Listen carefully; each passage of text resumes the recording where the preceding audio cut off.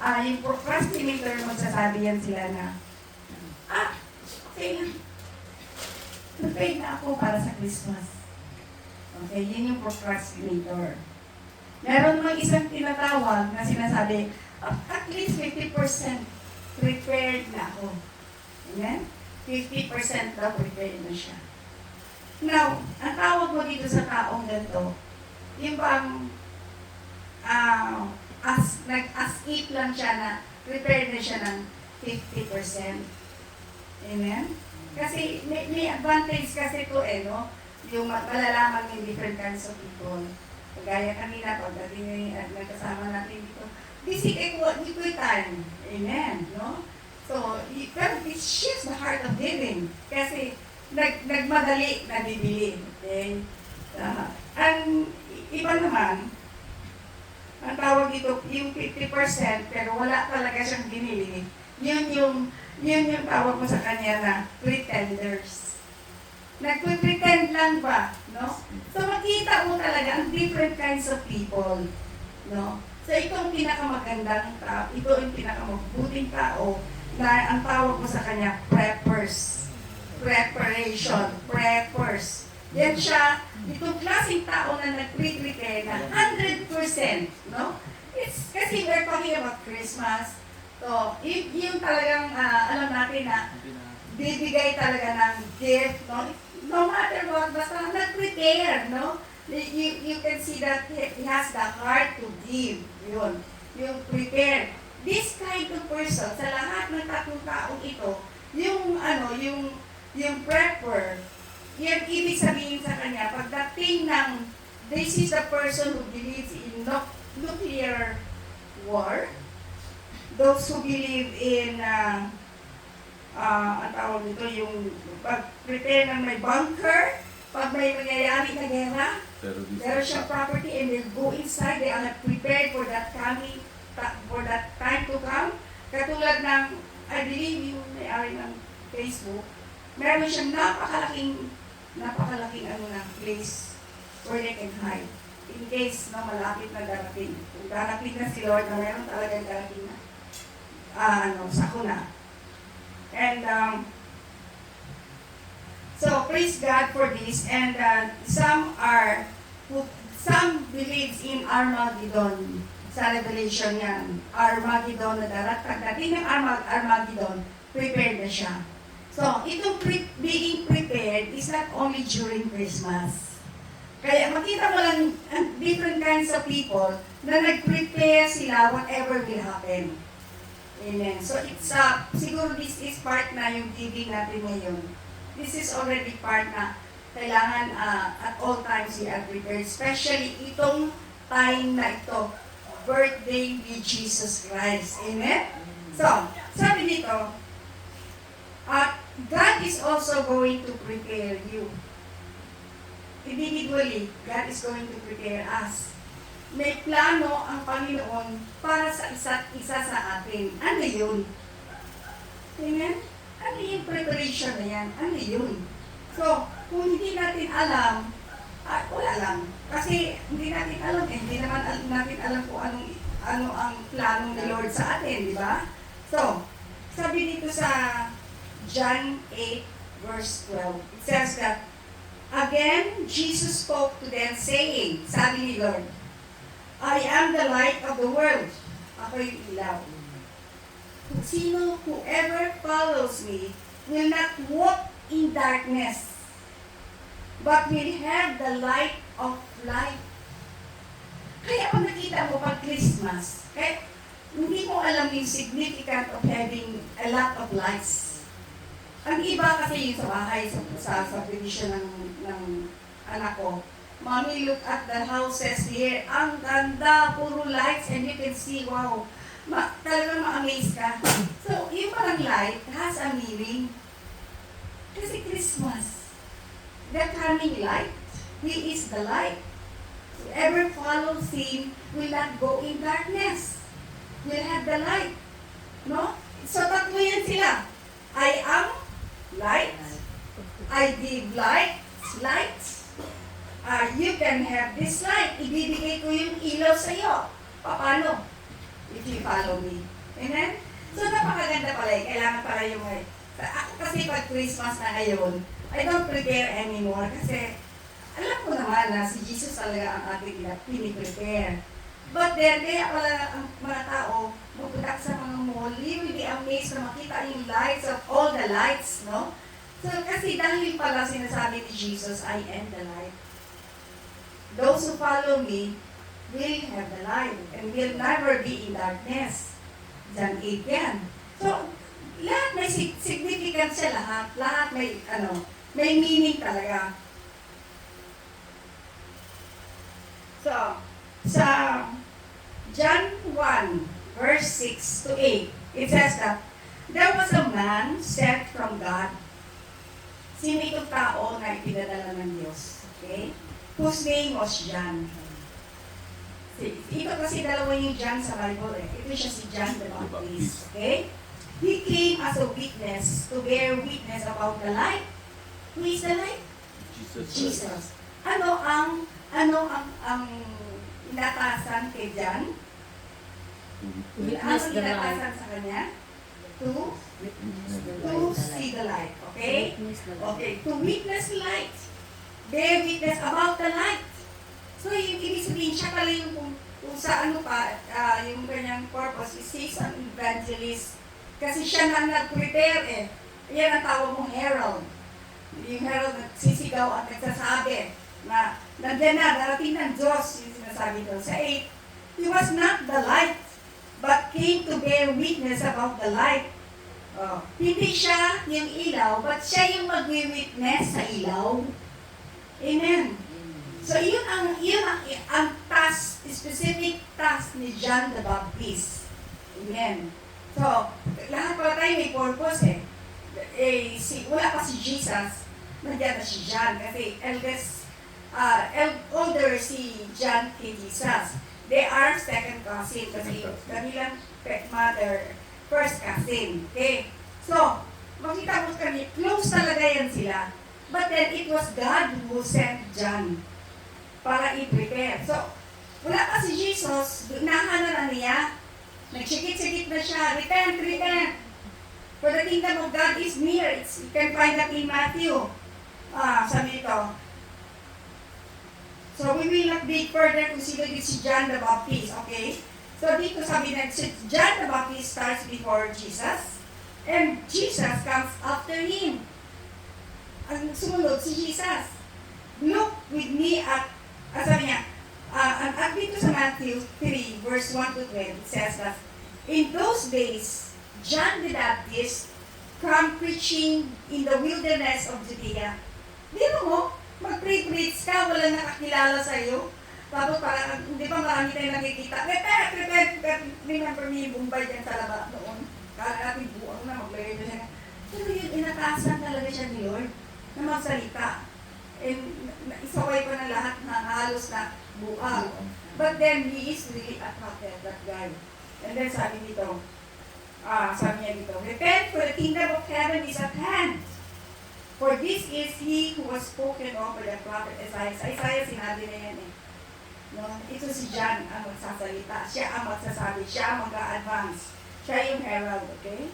Prepare the way of the Lord, make his path straight. So, para pagdating ni Jesus, hindi na makuratan ang mga tao. Pagdating ni Jesus, kilala na nila, alam na nila, kaya may advance notice na. Amen. So, yung ginagawa ni Jesus sa atin, ina-advance tayo. So, I do not forget the dream that God has gave me. Dream, and at the same time, may message siya na 5 years. So, 2021 to 2025, prepare. So, hindi ko alam mo ng prepare. Yung prepare pala is something spiritual sa atin na kailangan Samuel Ginato, ang pulong, i-share the word of God. Na yun pala may message talaga si Lord. Ganon din si John may message sa kanya. Amen. So, meron dito. Sa 4, now John wore a garment of camel's hair. And imagine mo no, camel's hair daw. And a leather belt around his waist. And his food was locusts and wild honey. Then Jerusalem and all Judea And all region about the Jordan, were going out to him. Sumama yung mga tao. Kasi siya binigyan ng anointing ng Panginoon eh. Anointing of given the authority to speak. Kasi kung wala kang authority to speak, wala yung minum-minum. May naminaw ng tao sa iya. Amen? So, anointing to speak, no? But when it is so many of the Pharisees, mga Pariseo ang nagdatingan, and Sadducees coming to his baptism, he said to them, kasi hindi pa to sila nakakilala sa Diyos, pero magpabaptize na sila. Ano sabi niya? Ano sabi niya dyan sa kanila? You, sabi niya, full of vipers, sabi niya gano'n. Makasalanan. Hindi mo, sabi ka, magganyan ka sa tao. Baka masampal ka, masuntok ka, kung magsabi ka sa kanya, mga ano yan eh, mga Pariseo yan eh, ganyanin mo, di ba?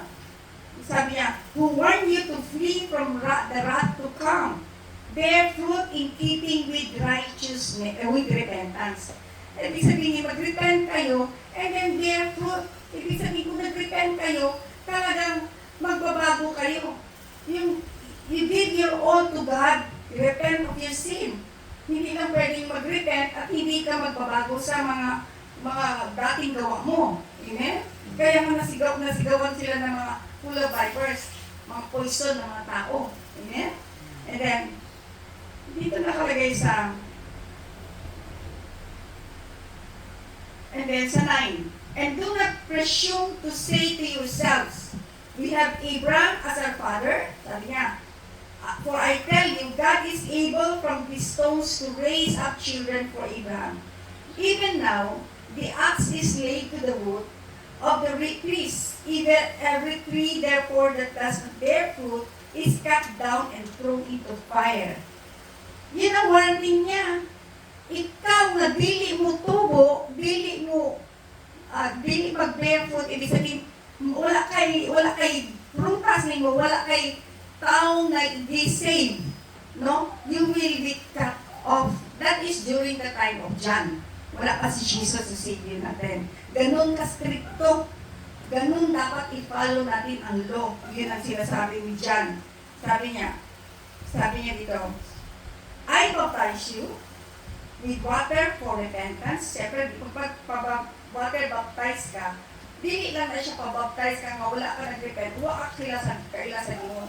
That is giving up yourself, totally giving up for Jesus, to siya. You with the Holy Spirit and fire. I will baptize you with Holy Spirit and fire.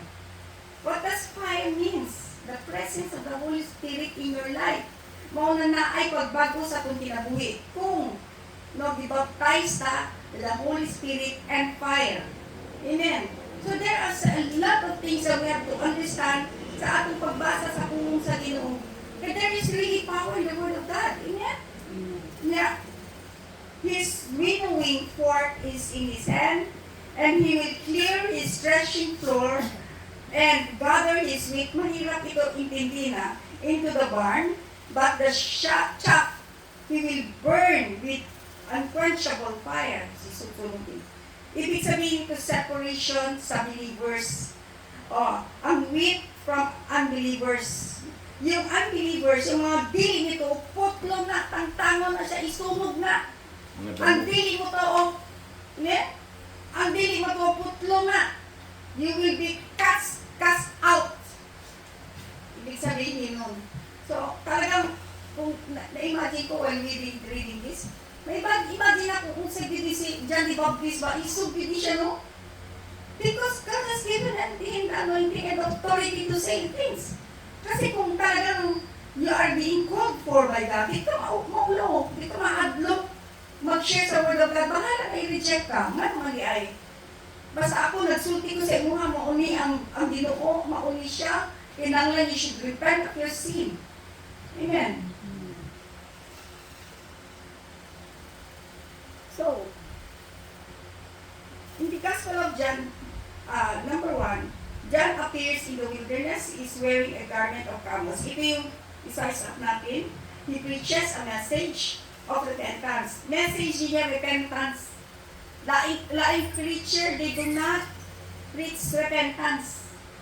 Because full of grace nga, hindi naman, kailangan balance. Balance talaga, hindi pwede alisin mo the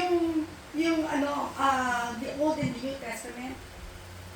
Kasi sabi nila, ang New Testament nag-start yan hindi sa natin kasi buhay pa si Jesus yan, yung patay na si Jesus, yan yung New Testament. But I still believe that the Word of God is still the same yesterday, today, and tomorrow. That's it. No, wala na dapat makatanggal ng salita ng Diyos. Kailangan kumpleto. He declares his mission as a voice calling in the wilderness to prepare the way for the Lord. Amen?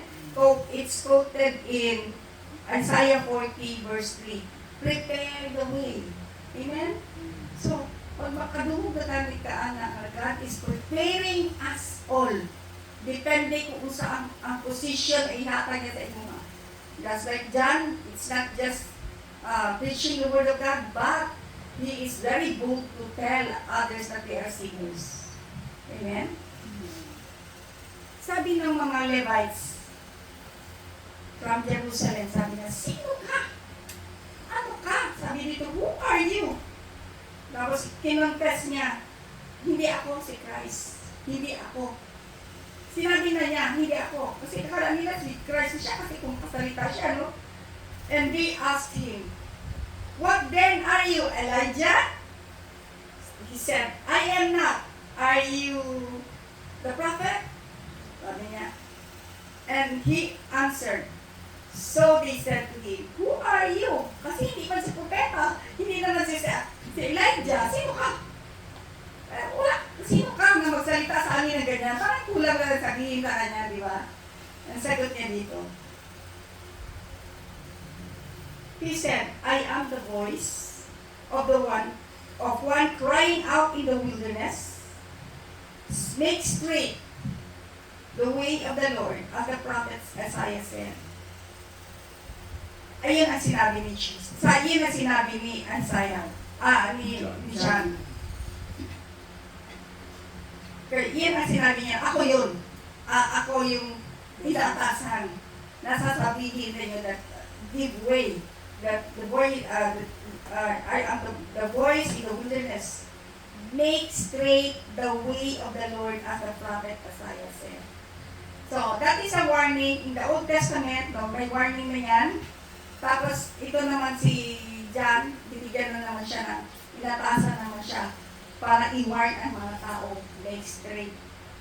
No? So, eto si John, proclaim Jesus to be the Messiah. Siya ang nag-proclaim. Wala pa sila kalila kay Jesus. Kisa mo ni, who is this guy na talagang kala mo Diyos na talaga, no? So, they are so excited to know this Christ. So, John 1, verse 29-34, ito na, nakita na talaga ni John the Baptist si Jesus. Okay? Sabi niya, the next day, he saw Jesus coming toward him and said, behold, the Lamb of God. Lamb is yung karnero, the Lamb of God, sabi dito, who takes away the sin of the world. This is He of whom I sent, who takes away our sins. Imagine, isang tao, anak ng kapintero, will take away our sins. Yung time na yun, siguro, ikaw din siguro, pag buhay ka na during this time, skeptic ka din, hindi ka rin maniwala agad. Amen? Who is this guy who will tell me this? Wala pa namang proof kung talagang siya yung Lamb of God who takes away the sin of the world. So, alam mo, meaningful talaga ang Christmas eh. Kung hindi siya na tao, hindi siya naging tao, walang salvation. Amen? So, everything is already planned for us to be, para ang ating salvation is much easier than yung salvation sa Old Testament. Hindi natin alam kung yung sa Old Testament ba na mapatawa tayo o hindi. Kasi during the Old Testament, if you pag nagkasala ka sa isa, kasalanan mo na ang lahat ng 1 to 10. Ganun yun. Hindi pwede may isang kasalanan na. Kasalanan na lahat. Ganun yung Old Testament. Ganun ka-strict talaga nung araw. Wala pa si Jesus niyan.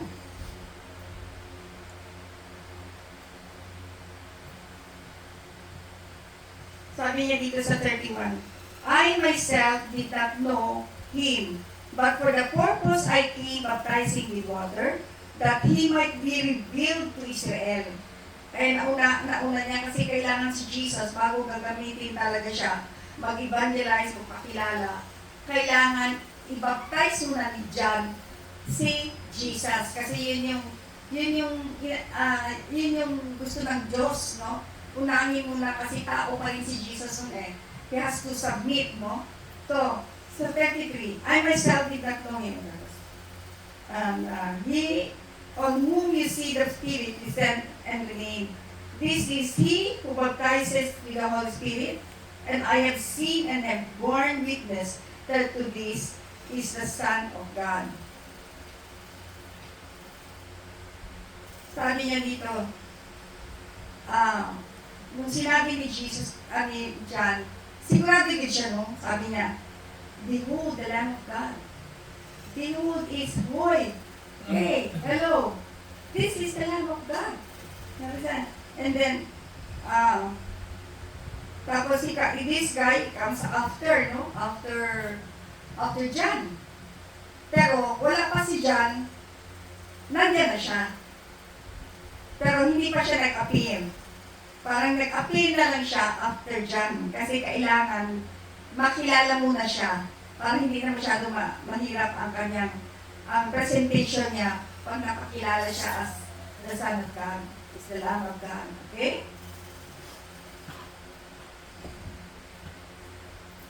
Ito nga, they are second kasi ayun, tapos ayun yan. Tapos, okay.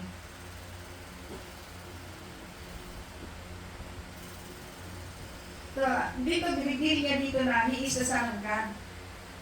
Totoo talaga yan. Kung hindi niya talaga kilala, sabi niya, I do not know him. Pero God revealed to him in the Spirit na he is the Lamb of God. Bakit siya maniwala? Na hindi naman niya kilala.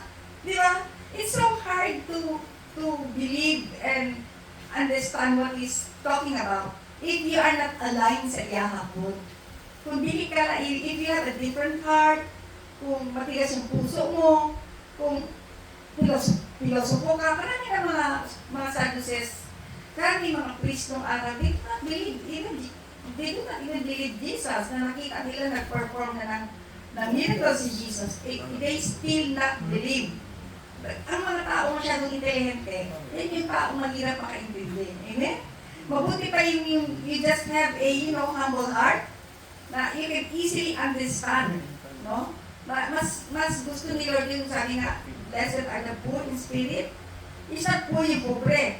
Poor in spirit, kadali ka gani masatandayan mo because you have accepted it, because you know that it comes from the Spirit. Amen? Mo din ang importante sa tuwa karon, labi na karon. Kung naay mo abot na propeta, sabi, repent, for the kingdom of God is near. Sino ba ito? Si John the Baptist ba ito? Patawanan natin talaga. Sabihin natin another prophet. Kasi sa nangyayari ngayon, sa social media, you can just pretend. You can just say anything you want.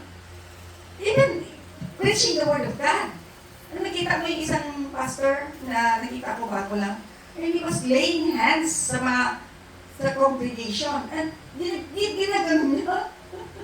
Nagalit siya babae, gumanon din siya. Talaga na-feel niya siguro na hindi talaga siya anak ng Diyos. So, makita mo talaga ngayon, all kinds. But when sabi ko nga, dito pa rin, babalik pa rin dito yung alam mo, yung plano ni Lord sa iyo. When you know the plans of God in your life, dapat gawin mo na yan. Kasi alam mo bakit? Parang, redeeming the time na eh. Just like sabi ko, makita ko mga Christians ngayon, they come together, worship, grabe yun. Kahit na saan, pumupunta, words. Sabi ko, this is really the end time. Doon na Jude, gano'n man.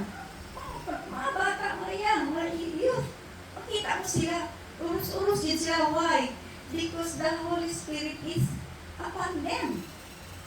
Amen? dili na kamalisdan mag-share sa Word of God as long as they know that you are talking sense and sincere talaga yung sinasabi mo. Amen? Amen. Si John the Baptist comes as a witness. Pag witness ka gani, you're a martyr. Martyr ka, kay witness, ikaw ang maka-witness about Jesus.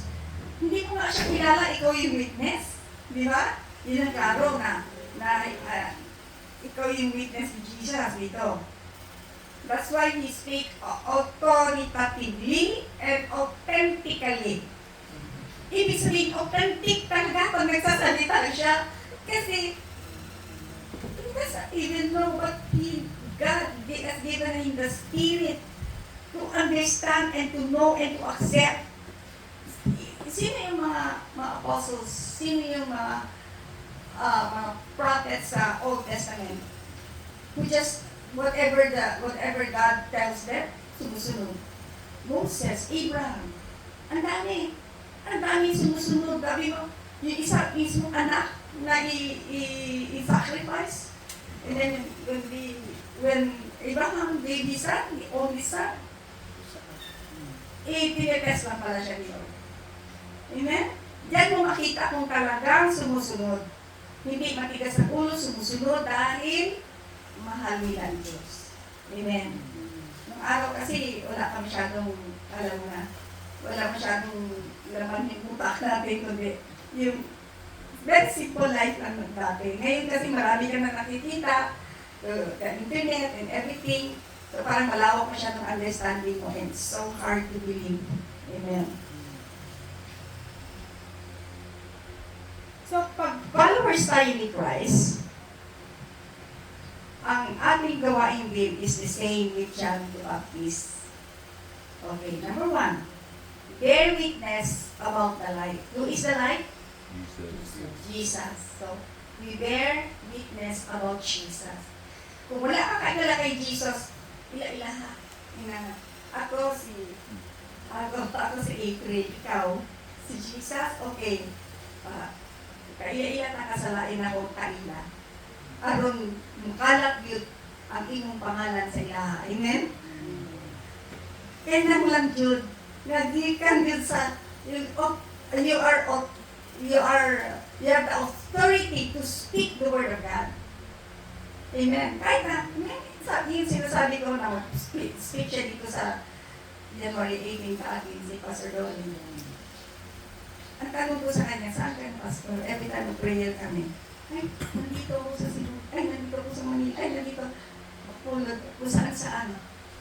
Why? Because he loves the Lord too much and he has experienced the power of Jesus in his life na preso siya. Imagine na preso siya.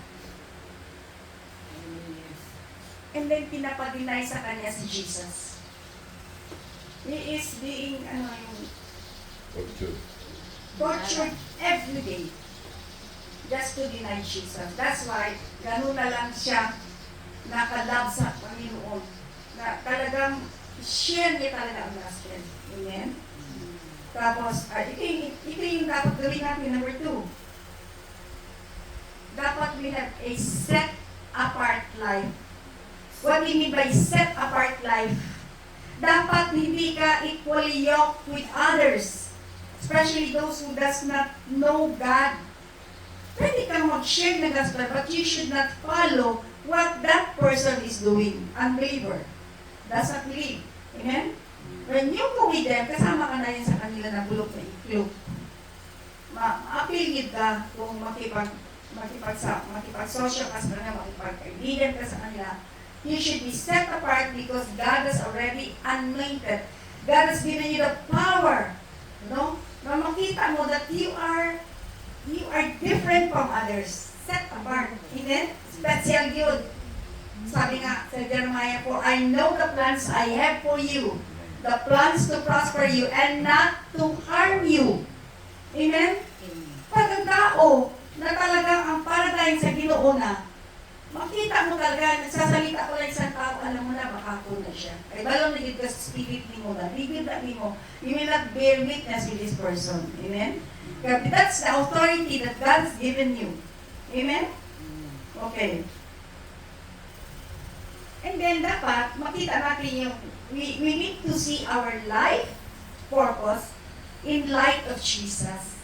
Kung saan ka ng purpose sa Ginoo, sa plano sa Jesus, ni Jesus ako Kasi we have different ministry. Kung ako pakantahon mo, wala yung attend rin. That's not my ministry. Pero kung ako patudloon mo, yes. Kung ako ipapris mo yes. Pero kung ako lakaw-lakaw dito, mag-ingon, repents! Dili ko evangelist. Okay? So we have different ministry. And have to know sa yun ng ministry na gihakat sa Ginoo sa mo so that you can be used by God. Amen. Hallelujah. So let us prepare the way of the Lord in our lives and let us be used of God to prepare the way for the Lord, for the lives of others. Amen? Kasi pag tayo prepare, tayo ay nagagamit, nagiging instrument tayo for other people. And you would live, and you would see, that you will have abundant life. Na, yung bang, follow lang ka, musunod lang ka, makita mo how God is so good, how God is doing miracle things in our life. In example ko, yung isang kasama namin sa sermon choir. And then, mag-asawa, they declare healing. Healing talaga, they are healed, although hindi pa siya healed. Tapos, nagpa-check up, mas kalinis ng kanyang buong, yung kanyang organ, cleanse, parang bata. And she is totally healed. Sabi ko, that is a great testimony that you can. Yung meron kang mapakitang testimony ba na binago ka ng Diyos dahil sa paniniwala mo. Amen. So, yun ang specific task natin, parang task ni John the Baptist, bear witness about the light of Jesus, be willing to be set apart, and number 3, and we need to see our purpose. Alam natin ang purpose ng Panginoon sa buhay natin. Amen? So, let's pray. Hallelujah. Thank you so much, Lord, for this message. Just bless you as we will be taking our communion, O God. We pray in the 1 Corinthians 11:28, verse 29, 28 and 29. Everyone ought to examine themselves before they eat of the bread and drink from the cup. For those who eat and drink without discerning the body of Christ, eat and drink judgment on themselves. Amen.